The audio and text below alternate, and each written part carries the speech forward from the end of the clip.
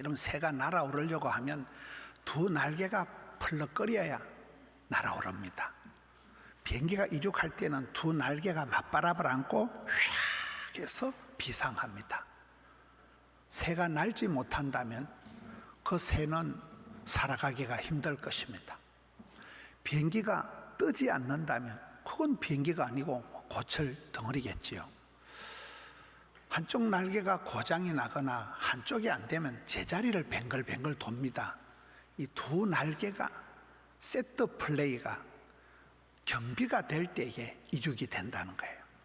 그래서 여기 오늘 말씀에 본문의 내용 마태복음 10장은 예수님께서 12제자를 부르시고 더러운 귀신을 쫓아내고 모든 병과 모든 약한 것을 고치는 권세와 능력을 제자들에게 주시고는 그리고 제자들을 이 세상에 파송하는 장면입니다. 보라, 내가 너희를 보내는 것이 양을 이리 가운데 보내는 것 같다. 그러므로 너희는 뱀같이 지혜롭고 비둘기같이 순결해라. 이렇게 말씀을 하십니다. 우리가 이 말씀을 언뜻 들어보면 도무지 조합이 안 되는 말씀이에요. 어떻게 사람 보고 뱀같이, 뱀이라면 좀 간사하고 뱀이라면 뭐가 좀 끔찍하고 비둘기, 요즘 공원에 비둘기는 골치 아픈 새입니다. 비둘기가 뭐 그렇게 좋은 새가 아니에요. 어떻게 이렇게 조합을 말씀하실까? 뱀은 사탄 마귀의 상징으로도 나타나고 아주 간사한 동물이고 비둘기는 멍청한 새인데 뱀은 징그럽고 뱀은 끔찍하고 뱀은 뭔지 모르게 왠지 깨림직하지 뱀을 보고 어머 귀여워 이런 사람 별로 없어요. 뱀은 아주 흉한 그런 존재입니다. 뱀이 이렇게 머리를 들고 있다, 이건 교만한 거래요. 뱀이 쌔바닥이 혓바닥이 두 개로 갈라진 거는 이중 플레이를 하는 거래요. 뱀은 피가 차가운 놈이다. 냉혈 동물이에요. 사탄 마귀가 뱀으로 창세해 놨대. 뱀은 피가 차가운 놈이에요. 성령은 불이에요, 불. 뱀은 여러분 차가운 존재예요. 근데 이제 뱀같이 지혜로우라는 것은 성경의 뱀 같은 지혜로운 뜻은 뱀이 또아리를 풀었다 틀었다, 뱀이 이렇게 자유자재로 자기 몸을 변화를 시키는 요거를 지혜롭다고 한대요. 지혜라는 게 뭐냐? 고집불통, 아나무인, 아주 그냥 완고한 그런 존재가 악하고 미련한 존재고, 지혜로운 사람, 뱀이 또아리를 틀었다 풀었다 막 이렇게 그런 자유자재로 자기 몸을 변형을 시키듯이 이게 지혜라는 거예요. 오늘 여러분 지혜로운 사람은 빨리빨리 시세를 알고 눈치가 빠꼼한데 지혜롭지 못한 사람은 도무지 분위기 파악을 못한다는 거예요. 고집이 세다, 무슨 말을 해도 꿈쩍도 안 한다, 이게 미련한 거라는 거예요. 사람은 6종류가 있는데 똑따, 똑부, 똑개, 멍부, 멍게, 멍차가 있대요. 대가리가 멍청하고 쏘가지가 찹차부리한 거는 이건 사람이 아니면이다. 멍게, 멍청한 데다 게을러 터진 것도 돈이 안 되는 거예요. 멍부, 멍청한 데 부지런 피우는 건 시한폭탄이라는 거예요. 무슨 일을 저질지 모르다. 똑개, 똑똑하고 게으른 건 괜찮대요. 지혜가 있으면서 조금 속도가 늦고 다른 사람들이 따라오도록 좀 기다려주는 거, 똑개는 괜찮대요. 똑부, 똑똑한 데다가 부지런한 사람은, 여러분 남편이 똑부다 그럼 부인이 맨날 고난주간이에요. 똑똑하고 부지런한 사람하고 살아보면 맨날 상대방을 등신을 만들어버리니까, 이 바보야, 맨날 바보를 만들어버리니까. 똑똑한 사람들이 약간 잔인하고 못됐고 이기적인 것들이 많다는 거예요. 똑똑하면서도 지혜로우면서도 가슴이 따뜻한 카리스마가 있는 사람이 장땡이라는 거예요. 그래서 세계적인 CEO들을 오늘 저녁에 오시는 그런 이중명 회장님 같은 분들 얘기를 해보면 어머 너무 부드러우시다 이런 게 있다는 거예요. 저분이 저렇게 기업을 일구고 수많은 종업원들 거느려 갈 때 막 불칼 같은 카리스마를 가지고 막 옆에 가면 찬바람이 쌩쌩 날 것 같은데 커피를 한잔하고 얘기를 하면 어머 너무 자상하시다, 너무 부드러우시다. 이게 따뜻한 카리스마가 있다는 거예요. 자신감과 함께 의외로 디테일하고 섬세하고 따뜻하다는 거죠. 따뜻한 카리스마가 있는 똑따, 지혜로우면서도 따뜻한 사람이 좋은 사람이라는 거예요. 뱀같이 지혜로워라, 비둘기같이 순결하라는 것은 그 두 가지를 얘기하는 거예요. 속 실력과 겉으로 어떤 실력을 겸비하라는 거예요. 사람이 실력도 있어야 되지만 또 인성이 돼야 되는 거잖아요. 이 인성과 이 실력을 같이 겸비하라는 뜻입니다. 성도는 말씀을 해, 주의 말씀이 내 발의 길이요 빛이요. 말씀을 아침마다 교태를 한다, 성경 묵상을 하는 게 그렇게 중요한 거예요. No Bible, no breakfast. 아침을 안 먹었으면 안 먹었지 아침에 성경을 보라는 얘기예요. 말씀 속에서 길을 찾고 답을 찾고 약을 찾는 거. 기도, 너희 중에 지혜가 부족하던 하나님께 구하라. 그리하면 하나님께서 지혜와 명철을 주신다는 거예요. 눈을 열어 보게 하시고 귀를 열어 듣게 하시고 마음판을 움직여서 하나님이 지혜롭게 움직이도록 하신다는 거예요. 말기, 찬섬, 찬양이 뭡니까? 찬양을 좋아하는 사람이 나쁜 사람이 없어요. 우울증이 있는 사람들도 매일 집에서 찬양을 틀어놓고 찬양을 가까이 하면 사탄, 마귀, 귀신이 떠나갑니다. 마귀가 제일 듣기 싫어하는 게 찬양 소리거든요. 천국 가서도 우리가 부를 거는 천국 가서 총동원 전도할 필요 없습니다. 천국 가서 사랑과 행복에 초대할 필요 없어요. 천국에 가서 사랑에 박스할 필요가 없어요. 천국 가서는 찬송만 부르요. 찬송만. 어제도 우리 하울림 밴드 얼마나 찬양을 열심히 하고 악기를 연주하고, 야, 참 대단하시다. 어떻게 저렇게 형형색색의 악기를 연주하고 많은 사람들이 자기가 받은 탤런트를 총동원해서 하나님을 기쁘시게, 이웃을 즐겁게. 찬양이라는 게 얼마나 만국통상입니다. 아프리카 가도 찬양하면 다 통하고 어디 가도 찬양하면 그냥 다 통하는 거예요. 찬송할 때 악한 세력이 떠나가고, 찬송할 때 눈이 맑아지고 마음이 맑아지는 거예요. 찬양을 잘하는 사람이 나쁜 사람이 없어요. 송경민이 부부 같은 그렇게 늘 찬양팀에서 제일 신통차는 그런 말단이었지만은 평생을 부부가 찬양을 하면서 집에서 애들도 아빠는 기타 치고 엄마는 피아노 반주하고 찬송을 작사 작곡해서 애들을 가르친다는 거예요. 노래를 통해서 배운 건 절대 안 잊어먹는다는 거예요. 그렇잖아요. 말기, 찬송, 섬김, 선한 영향력을 행하고 어디 가든지 주는 자가 복이 있고 섬기는 자가 큰 자고, 섬길 때 그때 좋은 영향력을 미치고, 어디 참 저희는 대단하다, 참 저 집사님 훌륭하다, 좋은 사람, 영향력이 있는 사람. 영향력을 잘 미치는 사람이 제자라 하더라고요. 우리가 노력해서 공부해서 얻는 지식이 아니라 말기 찬송을 통해서 열심히 섬기고 하다 보면 삶의 노하우가 생기는 것이고 인생의 꿀팁이 만들어지는 것입니다. 하나님께서 지혜를 주시는 것입니다. 겉똑똑이가 되지 말라는 거예요. 선무당 사람 잡습니다. 잔머리 굴리지 말라는 거예요. 뱀같이 지혜로워라. 진짜 백이 속실력이 있는 지혜와 명철이 있는 사람이 되라는 거예요. 그런데 머리가 좋고 똑똑한 사람들이 대부분 좀 냉정하고 이해타산, 계산이 빠르고 빈틈이 없어요. 머리 좋은 사람, 똑똑한 사람하고 살면 피곤합니다. 바보들은 암이 안 걸린대요. 항상 웃잖아요. 항상 덩신같이 웃으니까 스트레스가 없어서 바보들은 암이 안 걸린다는 거예요. 여러분, 잔머리 굴리다가 암 걸리는 게 낫겠어요? 약간 띵하게 오래오래 사는 게 낫겠어요? 재주 부리고 똑똑한 체 하는 게 겉똑똑이라는 거예요. 선무당 사람 잡는다는 거예요. 지 풀에 지가 자빠진다는 거예요. 그런 겉똑똑이가 되지 마라. 속실력이 있는 이 뱀같이 지혜로우라는 건 그런 말씀입니다. 비둘기같이 순결해야 되는 이유가, 지혜로운 사람들이 좀 잔인하고 못됐고 이기적이고 지사반사 같은 사람들이 많으니까 너희들은 속 사람이 비둘기같이 약간 바보스럽더라도 순결한 사람이 되라는 거예요.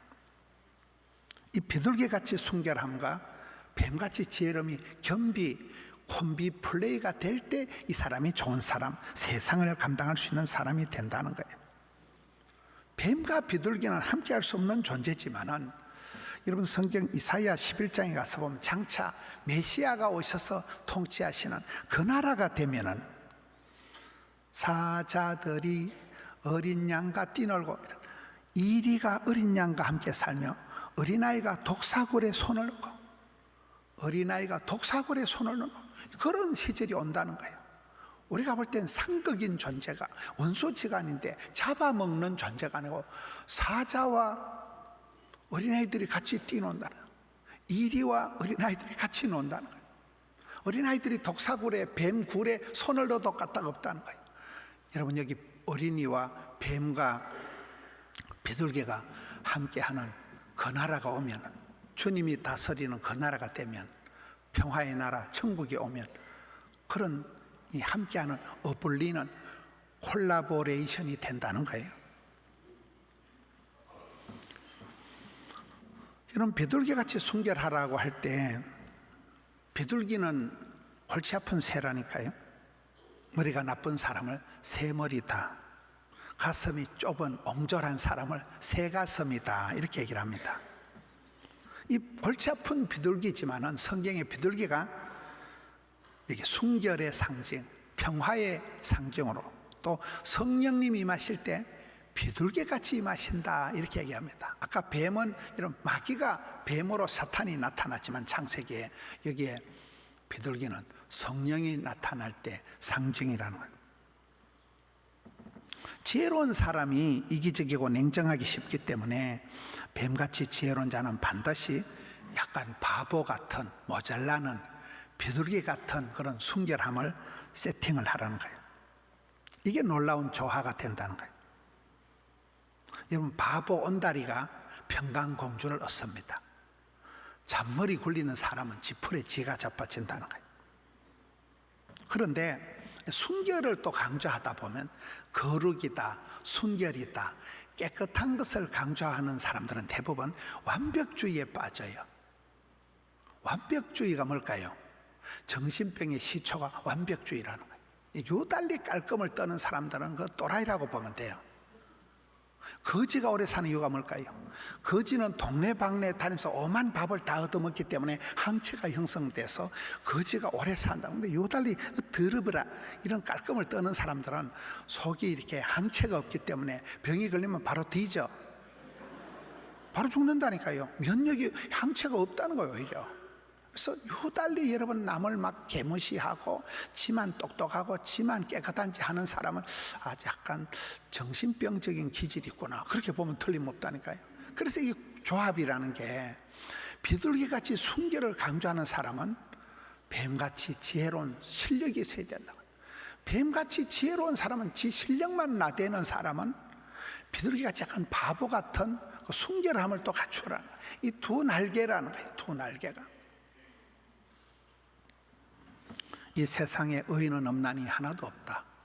100% 완전 무험한 사람은 없습니다. 하나님만이 우리의 죄를 사할 수가 있습니다. 주의 보혈의 능력이 있어서 나를 정결하게 합니다. 죽임 당하신 어린 양의 피가 우리를 정결하게 하는 것입니다. 여러분 예수님의 모습을 보면 예수님은 고운 모양도 없고 아름다운 풍채도 없고 연한 순과 같이 연하디 연한 순, 파란 순이 돋아났을 때 확 밟아 문 떼버리면 푸른 물밖에 안 나는 그런 고운 모양도 형체도 없는 연한 순과 같이 우리 예수님이 이 땅에 오실 때 세상 죄를 지고 간 하나님의 어린 양으로 오셨다는 거예요. 그 신통차는 어떻게 보면 바보 같은 새머리, 새가슴 그런 존재지만 성경은 너희들이 새처럼 순결하라는 거예요. 약한 것 같지만 바보 같은 것 같지만 그게 예수님의 방법이라는 거예요. 신약 성경에 병약하고 허약해 빠지고 심약했던 디모데를 보세요. 아무런 집안의 배경이나 그런 건강상 메리트가 없었습니다. 노다지 걸어다니는 종합병원이었어요. 자주 병이 났습니다. 소심병 환자입니다. 그런 그가 청결한 양심과 거짓이 없는 믿음, 이 순결을 거룩을 감당했기 때문에 초대교회 지도자로 사도 바울의 믿음의 아들로 조금도 부족함이 없이 쓰임받은 것입니다. 은혜 안에서 강한 자가 된 것입니다. 뱀 같은 지혜가 비둘기 같은 순결이 도무지 조합이 안 될 것 같지만 예수님께서 가르쳐 주시는 방법이에요. 이 험한 세상을 살아갈 때 이 두 날개를 세팅을 하라는 거예요. 두 날개를 겸비하라는 거예요. 지혜와 순결이 만날 때 세상을 감당할 수가 있습니다. 여러분 어떻습니까? 어떤 사람은 지혜는 있는데 도무지 순결, 거룩 쪽에 문제가 있어서 쓰임받을 수가 없어요.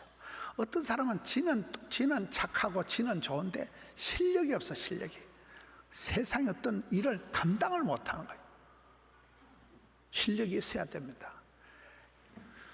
구약 성경에 다윗에 대한 글들이 많지만은 시편 78편에 가면 다윗에 대한 글이 꼴랑 3절에 압축되어 나옵니다. 다윗이라는 사람을 하나님이 어떻게 부르십니까? 마구간에서 소똥 냄새, 말똥 냄새하는 거 마구간에서, 양의 우리에서 부르셨다. 필드에서, 현장에서 부르셨다. 그래서 우리가 일하는 현장이 중요합니다. 내가 현장에서, 세상에서 그 봉급받고 거기서 땀 흘려가면서 온갖 소리 들어가면서 필드에서 현장의 능력이 있어야 돼요. 현장을 감당해야 됩니다. 교회 안에만 앉아가지고 여기가 조사원이가 아닙니다. 가서 세상에, 어두운 세상에서 빛을 발하고 썩어가는 세상에서 소금 덩어리로 여러분 맛을 내고 간을 내는 존재가 되라는 거예요. 어떤 사람은 실력은 좋은데 재주는 좋은데 사람이 안 된 사람, 인성이, 순결을, 거룩을 감당 못하기 때문에 안 된다는 거예요. 여러분 순결을 감당하고 거룩을 감당하면 원수가 없대요. 그런 사람은 겸손하니까, 착하니까 원수가 안 만들어진다는 거예요. 원수도 그런 사람은 봐준다는 거예요. 많은 사람들이 치우치는 거예요. 실력은 좋은데 순결하지 않은 거예요. 어떤 사람은 순결은 좋은데 도무지 실력이 없기 때문에 두 날개로 비상하지를 못한다는 거예요. 마태복음 11장 29절에 보면 예수님께서 나는 마음이 온유하고 겸손하니 내게 와서 내 멍에를 베고 내게 배우라. 그리하면 너희가 쉼을 얻으리라. 여러분 예수님처럼 온유하고 겸손하다는 건 이게 꼭 좋은 의미만은 아니에요. 어떻게 보면 이게 온유하고 겸손하다는 것은 매가리도 없고 박력도 없고 힘도 없고 찌질하고 짜가 빠져가지고 그게 작은 거예요. 그게 부드러운 거예요. 그게 약한 거예요. 근데 그 약해 빠졌는데 저래가지고 뭐가 되겠나 싶은데 그 예수님의 방법이라는 거예요. 예수님은 그 모양도 아름다운 풍채도 없었지만 연하디 연한 순과 같았지만 온 세상을 다 구원하셨잖아요. 부드러운 것이 꺾어지지 않고 바람이 불면 싹 누웠다가 싹 일어나는 것입니다. 물처럼 낮은 곳으로 흘러가는 사람은 겸손하기 때문에 세상에 원수가 없습니다. 여러분 우리가 너무 슈퍼맨처럼 강하지 않아도 돼요. 약해도 됩니다. 저 높은 곳을 향해서 올라가기도 하지만 때로는 저 낮은 곳을 향하여 물처럼 온유하고 겸손을 감당해야 됩니다. 내려놔라. 다 내려놓으면 내가 남는 게 없는데 아무것도 없는 것 같지만 내려놓을 때 자유가 있는 거예요. 여기서 포기하면 끝장날 것 같지만 포기의 축복이 있는 거예요. 지고 나면 뭐 나는 뭐가 되는데 질 수 없다 이렇게 싶지만 지는 것의 이김, 포기의 축복, 내려놓음의 자유가 있는 것입니다. 인생의 원리가 이순신 스타일, 필사적생, 아사교회생. 하나님의 미랄은 떨어져 썩어버려야 돼. 죽어버려야 많은 열매를 맺지. 하나님의 미랄을 선반 위에 곱게 보존하는 게 목적이 아니에요. 미랄은 반드시 떨어져서 죽어야 많은 열매를 맺듯이 우리의 사랑, 우리의 실력이 그렇습니다. 우리가 오늘에 있기까지는 반드시 그 부모님들의 희생과 눈물 때문에 자식이 있는 거잖아요. 그가 찔림으로, 그가 맞음으로, 그가 죽음으로 우리가 살 길을 얻은 것입니다. 여기에 예수님의 모습은 힘도 없고 박력도 없고 메가리도 없는 것 같지만 나는 온유하고 겸손하니 내 멍에를 메고 내게 배우라. 그리할 때 너희들이 참된 안식을, 평화를 얻으리라. 기도원이 부름받고 쓰임받을 때는 소심에 빠지고 겁을 먹고 기도원에 대한 사사기를 보면 한 8번 도망을 합니다. 저는 아닙니다. 내 못합니다. 안 됩니다. 계속 도망가고 도리질을 하던 기도원이 주님께 부름을 받아서 쓰임받을 땐 2날개입니다. 한 손에는 횃불을 높이 치켜들고 한 손에 나팔을 들고 나가서 미디안을 물리치는 거예요. 한 손에는 횃불을, 한 손에는 나팔을, 한 손에는 바이블을, 한 손에는 신문을, 이런 글이 있어요. 문무를 겸비해야 된다. 하나님을 아는 지식에 부여할 뿐만 아니라 세상의 시세를 알고 이 시대를 흐르는 시대의 흐름을 관통해서 알고 영육 안의 실력을 2날개를 갖추는 거예요. 문무를 겸비하라는 거예요. 교회 안에서만 여기만 조사는 이러면 안 됩니다. 가서 제자 삼으라는 거예요. 우물 밖에 깨구리가 되라는 거예요. 한 손에 횃불을 높이 치켜들면, 횃불 하나만 들면 온 마당이 밝아집니다. 바닷가에 태풍이 불 때 등대 하나만 서 있으면 온 바다를 다 비출 수 있습니다. 너희는 어두운 세상에 한 줄기 촛대와 같이 촛대가 타들어가면서 빛을 발하듯이 한 움큼의 소금이 녹아 빠지면서 맛을 내고 간을 내듯이 미친 존재감을 나타내라는 거예요. 세상이 썩었다 하지 말고 네가 집안에서 네가 소금이 되라는 거예요. 네가 한 줄기 빛이 되라는 거예요. 세상이 어둡다, 세상이 위기다, 세상이 불경기다, 그건요 아담 이후로 지금까지 맨날 위기예요. 위기가 아닌 날이 없어요. 제가 병원에 근무할 때 그때 직장 생활 때 보니까 이번 총회가 큰 위기, 이번 이사회가 큰 위기라는, 이번 노조 총회가 큰 고비라는 거예요. 30년이 지난 지금 가봐도 똑같은 말을 하더라고요. 지금도 위기고 지금도 고비를 하더라고요. 그렇습니다. 하나님이 주시는 이 지혜와 순결함, 뱀 같은 지혜와 비둘기같이 순결함, 한 손에는 횃불을, 한 손에는 나팔을 불고 나팔을 불어야 돼요. 피할 것은 피하고 알릴 것은 알리는 게 피할이 아니고 피 터지게 알려야 된다니까. 나팔을 불어서 표현을 해야 되는 거예요. 표현하지 않는 것은 사랑이 아니라 그러잖아요. 정상에 오른 사람치고 정상적인 사람이 없다. 하박국 선지자를 보면 없는 게 6가지야. 이것도 없고 저것도 없고 외양간에 송아지도 없고 포도나무 열매도 없고 노다지 없는데도 없기 때문에 하나님 나를 사슴의 발같이 산양의 발같이 해됨도 없고 악한 데는 높은 곳으로 인도한다는 거예요. 다 빼앗기고 사기당하고 다 날아갔지만 아무것도 없는 것 같지만 하나님 나를 고공비행 저 높은 곳으로 인도하신다는 거죠. 아브라함을 보세요. 100세의 아들 하나 주나놓고는 아따 하나님 병 주고 약 주고 와 이러시노, 네 독자 이삭을 바치라 할 때 아브라함이 그 아들을 대불고 가서 모리아산 꼭대기에 올라갑니다. 모리아산 정상에서 아들을 완전히 숨통을 끊으려고 덤빌 때 하나님 스탑해서 이제야 네가 나를 진짜 배기로 경외하는 줄 알겠다. 하나님께서 인정샷을 준 데가 모리아산 정상입니다. 그 모리아산 정상으로 올라갈 때 오만 때만 생각을 다 하고, 야 하나님 이상하다, 내일부터 교회 가지 말까, 하나님 뭐 병 주고 약 주고 뭐 이러시노, 오만 생각을 다 했지 않겠어요? 그러나 그가 모리아산 꼭대기로 올라가서 믿음의 정상에 서서 결단을 할 때 그의 믿음이 검정을 받은 것처럼 우리도 온갖 얽매이는 있는 것을 떨쳐버리고 믿음의 탑으로 정상으로 나아가야 되는 것입니다. 여호수아는 강하고 담대하라. 바울은 담대하고 거침없이 나가라. 주께서는 우리에게 세트 플레이를 하신다. 구름 기둥 불기둥으로, 이른 비로 늦은 비로, 만나로 메추라기로, 주후의 지팡이와 막대기로 세트로다가 우리를 지켜주시고 보호하신다는 거예요. 이 어려운 시대에 다니엘 기도회 하는 오륜교회 김원호 목사님이 강조하는 게 3가지가 있습니다. 영성과 야성과 정성이 있어야 된다.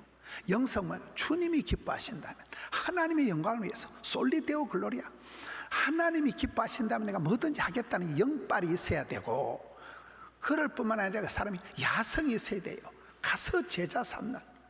베트남에 오토바이가 7천만 대인데 거기서 버스를 운전을 하면 세계 대학을 나와야 된다. 들이대, 빵빵대, 돌려대. 너무 저는 은혜 받았어요. 적극, 담대, 낭만, 진취, 발전, 소망 확 나가는 거예요. 주님께 나아가면 주를 찾는 자에게 하나님이 상을 주시는 거잖아요. 가만히 있는 게 제일 나쁜 거예요. 영성이 있는 사람 만든지 야성이 있어야 돼요. 들이대야 돼요. 꼼지락거려야 돼요.